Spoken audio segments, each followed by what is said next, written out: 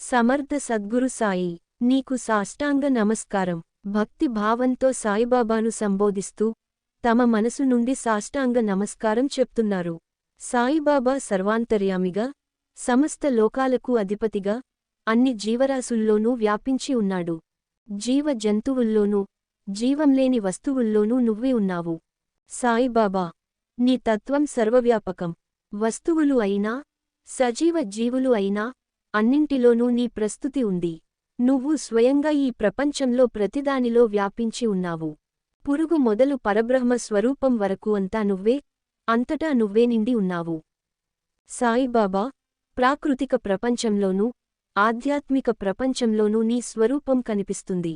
సూక్ష్మమైన పురుగులో నుంచి పరబ్రహ్మ తత్వం వరకు అన్నింటిలోనూ నువ్వు నిండి ఉన్నావు. పర్వతాలు, నేల, ఆకాశం, గాలి, నీరు, అన్నిటిలోనూ నువ్వే ఉన్నావు. పరిసరాల్లోని అన్ని మూలకాల్లోనూ సాయిబాబా నీతత్వం ప్రసరించి ఉంది. పర్వతాలు, నేల, ఆకాశం, గాలి, నీరు, ప్రతి మూలకంలోనూ నువ్వే ఉన్నావు. సమస్త జీవరాశిలో నువ్వే వ్యాపించి ఉన్నావు. జీవరాశిలో, సజీవమైన ప్రతి జీవిలోనూ నువ్వు వ్యాపించి ఉన్నావు. అన్ని జీవరాశుల్లో నీ ప్రసన్నత ఉంది. భక్తులందరూ నీకు సమానమే. నీకు ఇష్టమైనవి, అయిష్టమైనవి లేవు. భక్తులు అందరూ నీకు సమానమే. సాయిబాబా, నీకు ఇష్టమైన, అయిష్టమైన వ్యక్తులు లేరని, భక్తులందరూ సమానమని నమ్మకం. నిన్నే సదా స్మరిస్తూ, నీ చరణారవిందాల చెంతనే సదా నిల్చుంది. శరణు శరణు సాయి అంటే చాలు, మా కోరికలన్నీ తీరుస్తావు. మా జీవిత పరమావధిని నెరవేరుస్తావు. భక్తులు సాయిబాబా చరణారవిందాల చెంతనే నిల్చుండి శరణు శరణు సాయి అని స్మరించేరు. ఈ స్మరణ భక్తుల కోరికలన్నీ తీర్చడానికే కాక, జీవిత పరమావధిని నెరవేర్చడానికి సరిపోతుంది. సంసారం మహాసముద్రం. దీనిని దాటటం చాలా కష్టం. విషయ సుఖాలనే కెరటాలు దురాలోచన అనే ఒడ్డును బలంగా తాకుతూ ధైర్యమనే వృక్షాలను పడగొడుతుంటాయి. అహంకారమనే గాలి రయీన వీస్తూ మహాసముద్రాన్ని అల్లకల్లోలం చేస్తుంది. అలజడి రేపుతుంది. కోపం, అసూయ, ద్వేషాలనే మొసళ్ళు నిర్భయంగా సంచరిస్తుంటాయి. మరోపక్క నేను, నాది అనే స్వార్థాల వంటి సుడిగుండాలు గిర్రున తిరుగుతుంటాయి. మంచితనం, వివేకం అనేవి ఆ సుడిగుండంలో పడి కొట్టుకుపోతుంటాయి. పరనింద, అసూయ, ఓర్వలేని తనం అనే చేపలు అక్కడక్కడా తిరుగాడుతుంటాయి. సంసారం మహాసముద్రంలా ఉందని, దానిని దాటటం చాలా కష్టమని చెప్పారు. ఈ మహాసముద్రంలో విషయ సుఖాల కెరటాలు, సంసారిక సుఖాలు, మనుషుల ఆలోచనలను దురాలోచన అనే ఒడ్డుకు మళ్లిస్తాయి.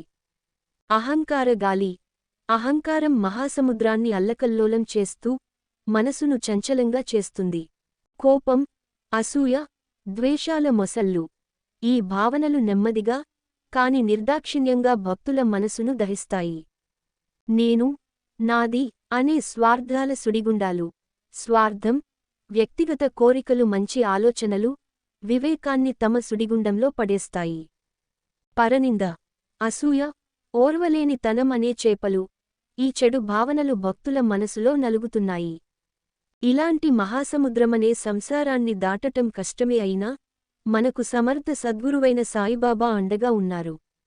ఈ మహాసముద్రాన్ని దాటటం కష్టమైనప్పటికీ, సాయిబాబా వంటి సమర్థ సద్గురువు మనకు అండగా ఉంటారు. బాబా మహర్షులతో అగస్త్యుని వంటి వారు. అంగ, వ్యామోహాలు భౌతికవాంఛలపై ఆసక్తిని నశింపచేసేవారు.